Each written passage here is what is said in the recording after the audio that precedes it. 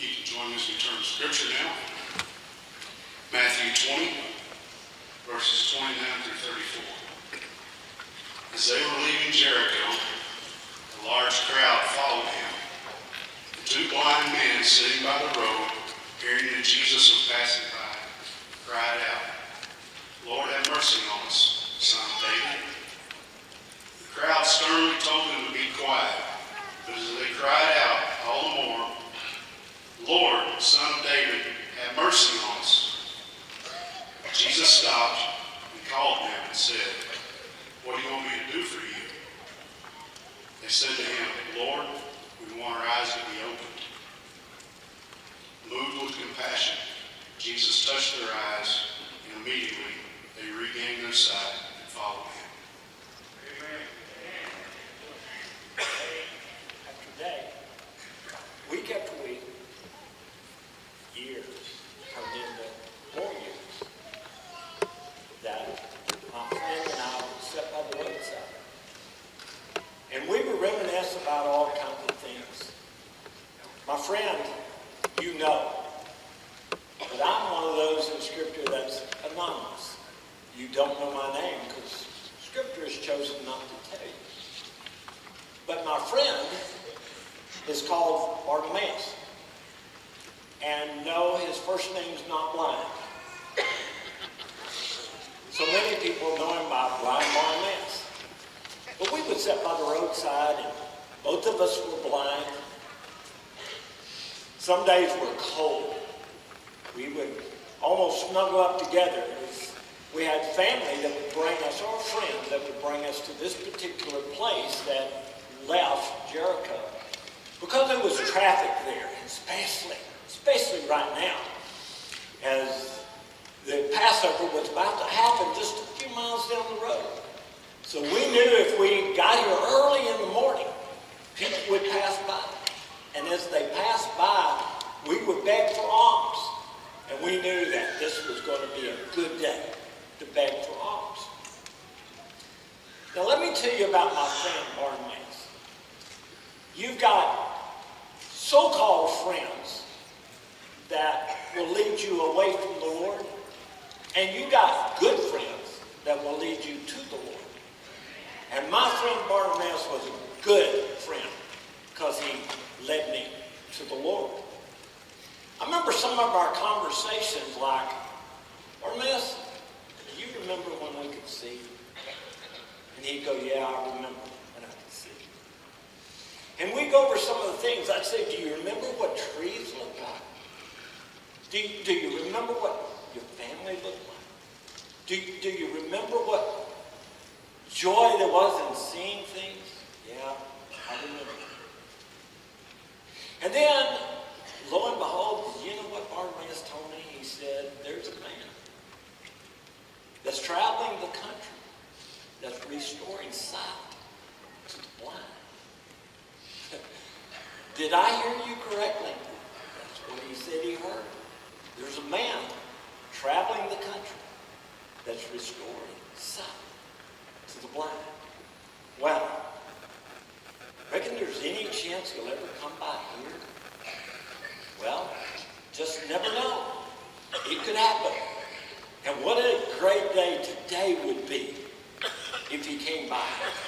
Because what would you do, Bartimaeus? I would leap up and I would beg him to have mercy on me. I said, "Bartimaeus, I'm right behind you, man." And then things went on as normal. And then all of a sudden, guess what? The crowd began to get noisier and noisier and louder and louder and louder. And you know what? Before long, I said, "Bartimaeus, what's going on?" And we began to ask people, "What's going on?" They began to say, "Well, Jesus is near. He's coming." Well, it didn't mean that much to me, but Bartimaeus knew who Jesus was. And he said, "He's the man that I have been talking about." Well, brother and sister, let me tell you this morning, you and I have a lot more in common than you and Bartimaeus does, because Bartimaeus is a name you recognize. You don't recognize my name, do you? Because Scripture doesn't tell you who I am. So you and I, at one time, were both spiritually blind. And Jesus came by and restored our sight. I thought it was great that he restored my sight. We'll get into that in just a moment. But it was greater that he restored my spiritual, or gave me spiritual insight. Now let me tell you, my name may not be written in the Bible, because it's not. But let me tell you this. My name is written in the Lamb's Book of Life. Jesus knows who I am, but you don't know who I am. And most of you will go through this life, somebody will never know your name, because it's not written in Scripture. But Jesus knows your name. And he's personally penned it in the Lamb's Book of Life. And you're wondering, well, whatever your name is, why in the world are you still carrying the cane? Well, I carry the cane to remind me of what the Lord did for me. That he restored my sight.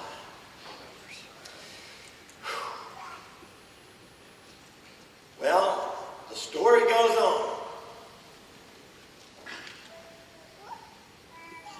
Bartimaeus was my friend that urged me to do good. Let me tell you, your friends will urge you to do bad, or they will urge you to do good. And if they're urging you to do bad, you need to get new friends. So like so many of you, I was blind, but now I see Jesus because he touched me. So listen, we have a lot in common. Our names are not written in the book, but they're written in the Lamb's Book of Life. Let me also say we were blind, but now we see. Oh, we have a lot. And Jesus touched me. You know how you got spiritually able to see? Jesus touched. Amen? Since I'm only here for this particular time, you can't run me off. So I'm going to tell you like it is. If the Lord hasn't touched you, shame on you. Because he's there, able to and willing to. I like what the Apostle Paul called people like me. The Apostle Paul called people like me fellow laborers. I like this terminology, the support group. I am the support group. I support people like Bartimaeus. You can be the support group. Does it really matter if anybody knows your name as long as the Lord knows your name? No, it doesn't. We so often want everybody to know our name. It doesn't matter as long as the Lord knows your name. Amen. And we can be the support group. I was the support group for blind Bartimaeus. I was led this particular day and sat on the corner, and there was Bartimaeus, because we always sat together. We felt like we had a lot in common. And usually the lepers would be not far from us. You know why? Because we didn't know they were lepers. Amen? It was interesting that most of the people were in such a haste to get to Jerusalem to worship. The poor along the way was often overlooked. Here was Bartimaeus and I were sitting there along with a lot of other beggars. So many was so in a hurry to get to Jerusalem to worship, they forgot the major part of worship, and that is to help others. So we would rattle our coins and rattle things to get people to notice us. As I and my friend sat on the curb, the noise began to get louder and louder and louder. We began to ask, what's happening? What's going on? Somebody said, Jesus.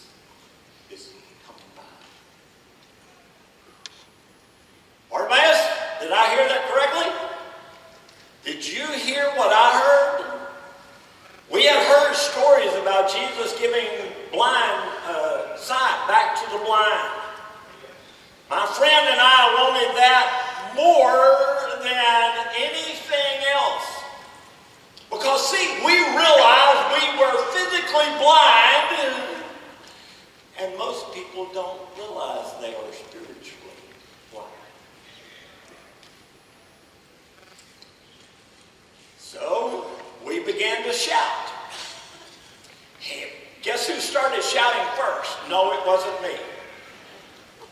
Blind Bartimaeus began to shout. I followed his lead, and I began to shout as well. We began to shout to the top of our voices, not caring who heard. As long as Jesus heard us, we didn't care who else heard us.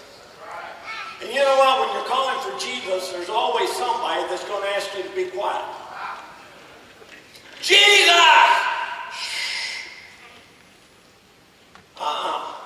We were calling for Jesus. And we got louder as a group of people got louder telling us to be quiet.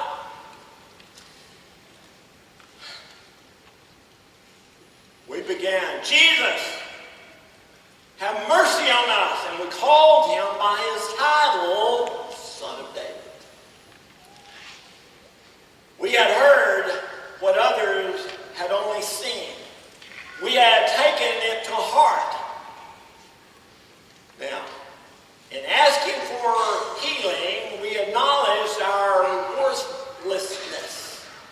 We could do nothing on our own. When we said, Jesus, have mercy on us, we were saying we can't help ourselves. Listen to me this morning. When we call out for Jesus, have mercy on us, what you are saying is, I can't help myself. And you can't. You can't save yourself. You can call on his name and he saves you. If you think you can save yourself, you're going to hell. Is that point blank? Son of David, have mercy on us. That only his grace could save us. Listen how we stepped out. We stepped out on faith. We didn't step out on what we saw because we couldn't see. We stepped out on faith. We stepped out on faith that he would heal us. Oh, my friend was used to the world being calloused and cruel and telling us to be quiet. But that wasn't going to happen. Listen to me this morning. Jesus was only going to pass by this way, going to Jerusalem this time, and never again. My friend and I had one chance, and he was going to be going into Jerusalem. And guess what he was going to do in Jerusalem? He was going to die there. And from there, he was going to ascend to the Father. We had this opportunity. Let me tell you this morning, you may only have this opportunity today. Amen. You see how much you and I have in common? Take courage. Arise. Now, we read, you can read in another text that Jesus stopped at this point.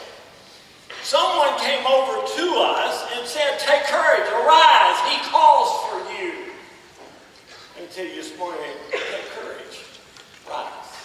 He calls for you. If you don't know him, he calls for you. And if you know him, he calls you to be the support group. Amen.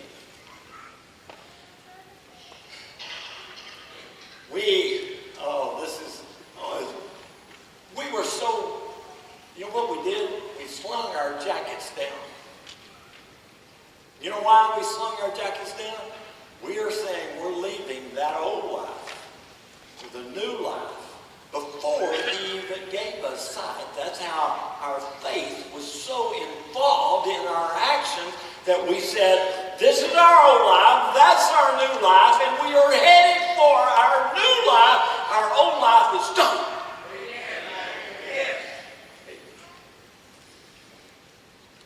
We cast aside our coats and jumped up and came to Jesus. We are leaving our old life behind. Oh, and we are seeing something new. Jesus said to us, Lord Mass and I talked about this later. Jesus said, what can I do for you? Duh! But you know what? He wants us to admit that we have a problem. He said, what can I do for y'all? Well, you know in Scripture, we didn't stutter. We want to see again. Now, somebody's been blind forever. They want to see. But do they really know what they're missing? We had seen, according to Scripture. We had seen. So we wanted it returned to us again. Jesus, we want to see again. Without hesitation, the Lord touched us. Our eyes were open. Now let me tell you this. We had talked about seeing trees, and we had talked about seeing beautiful skies. We had talked about seeing sunset. Hear me, the best thing we ever saw was when we opened our eyes and there was Jesus. Amen. The first thing we saw when we opened our eyes was the Lord. Because Jesus gave us our sight, I can read when it says in Matthew 20:34, don't overlook this. Matthew 20:34 says, moved with compassion, Jesus touched their eyes. And immediately they regained their sight. Now don't miss this last part. And they followed him. We left that old life behind. And we followed the Lord as he went into Jerusalem.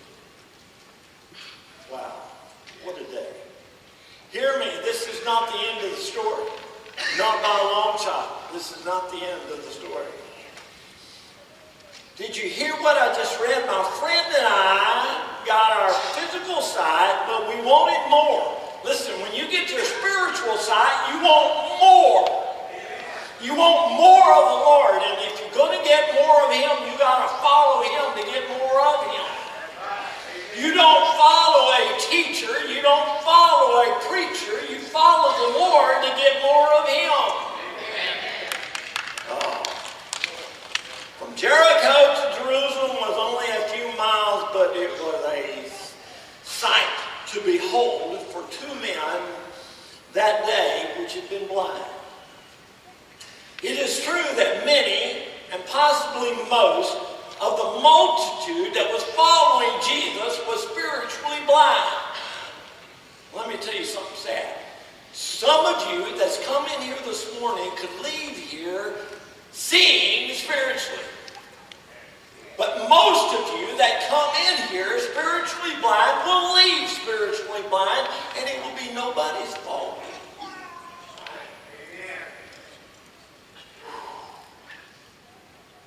Luke tells you that my friend and I went glorifying God.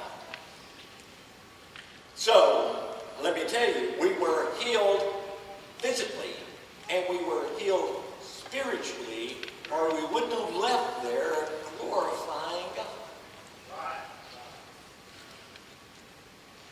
We were restored. It is told that we were made well. The word well there means that salvation and deliverance from sin came from Jesus. We found that with Jesus, you always listen to me, you always get more than you ask. We said, Lord, restore our sight.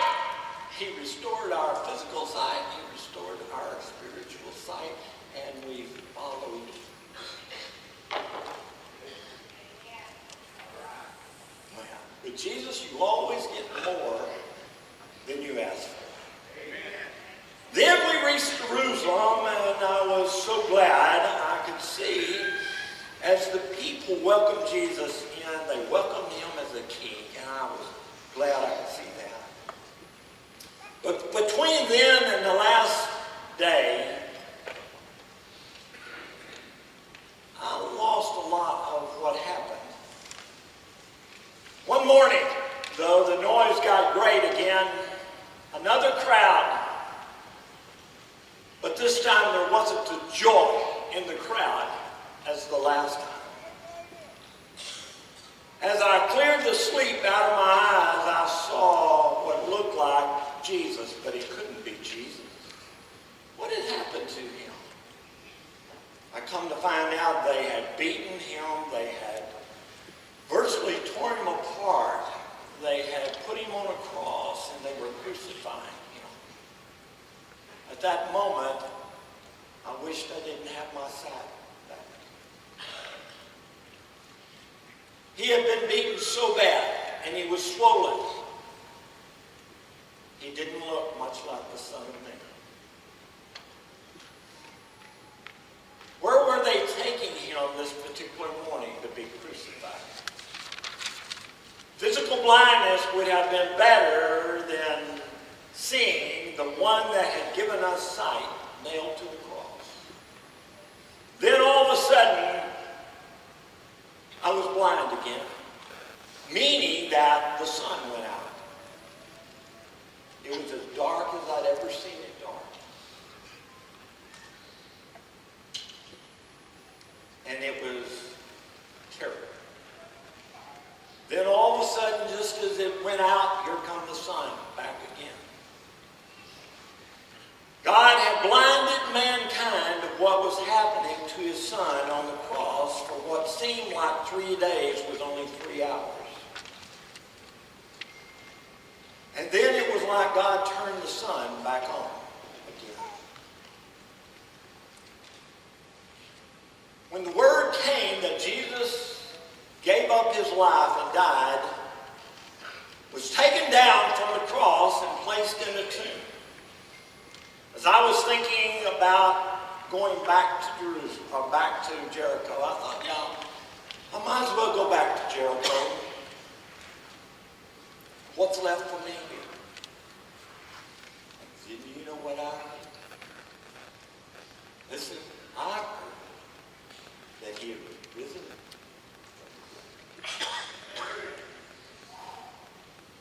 Now, I don't know about you, but I had checked this out.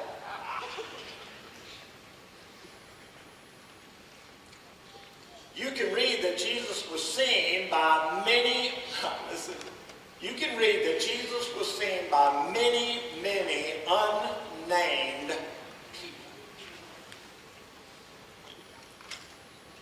Just like you and I. When Jesus comes to us, he knows us. Let me close with this. Are you blind to Jesus calling you? The man that will not see is blinder than he who cannot see. He offers more than you can imagine, and he offers one we can accept, and that is eternal life. It is amazing that the Lord will open your eyes if you will only call upon his name. Will you leave here today blind? Will you leave here today spiritually blind? If you call upon the name of the Lord, you can leave here spiritually seeing. And you know what? It's simple. It's up to you. Please remember my words because it is just this simple. Jesus, have mercy on me. Jesus, have mercy on me. And he will touch you. And then it's not done. He touches you, and then we are to follow him. Wherever he leads, we are to follow. He will touch you and then follow him.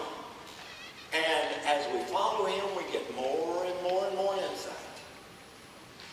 It is significant to know that whether our names are blazed abroad or unknown, easy or difficult to pronounce, short or long, full of meaning or insignificant. Listen to me. I read that my name is written in God's heart. That's the only place I need my name. You don't know my name, but it's written in the palm of God's. It's written in the Lamb's Book of Life, which guarantees me salvation, whether you know me or not. Will you stand with me?